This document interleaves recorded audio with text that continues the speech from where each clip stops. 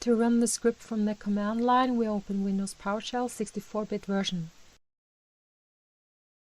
You can also use the 64-bit version of Windows PowerShell ICE for this, since there's a command line there too.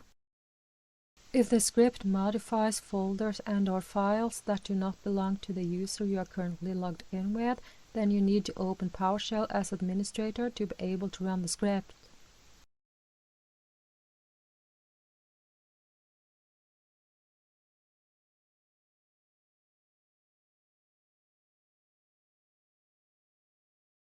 There are two different ways of starting a script from the command line. Method 1 is to type the entire path to the script. Method 2 is to type the partial path to the script.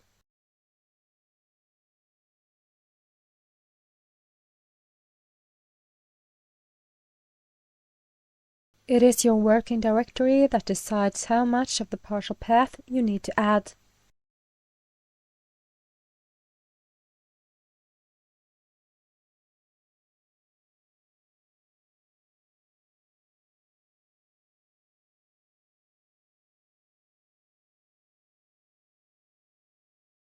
If the path contains any space characters, then you need to wrap the path in either double or single quotes with a call operator and a space character in front, regardless if you use a full path or a partial path.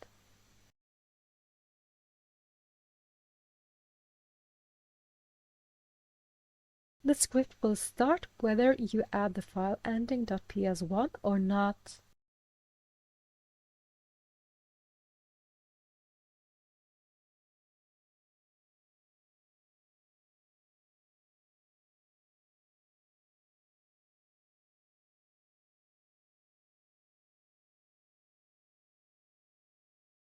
When you are positioned in the same folder as your script, you only need to add a dot and a backslash and then the name of the script.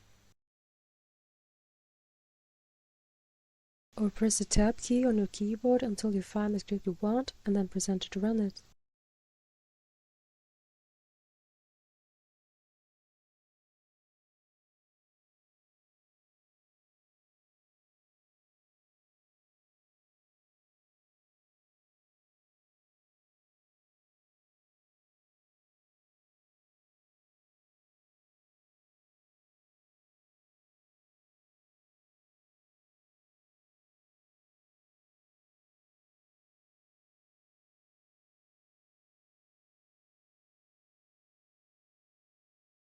We see that PowerShell automatically adds the call operator and a space character in front for scripts that have space characters in their name.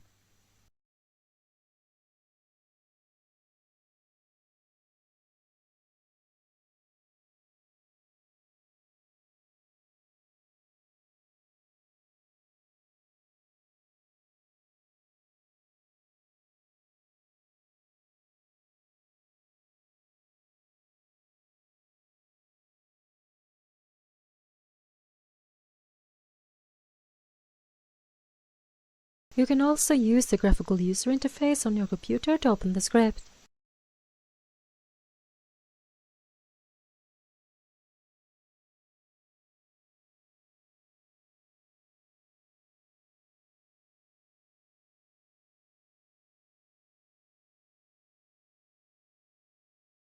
You can also open the script using PowerShell ICE.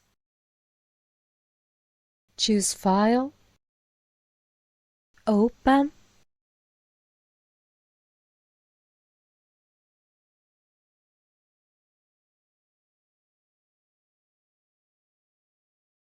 and then Run.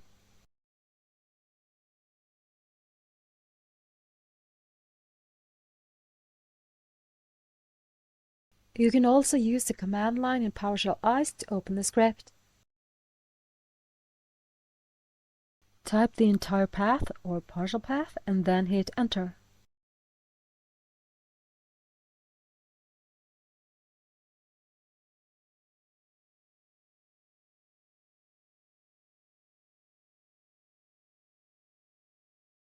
And wrap the path in quotes with a call operator and a space character in front if the path contains any spaces.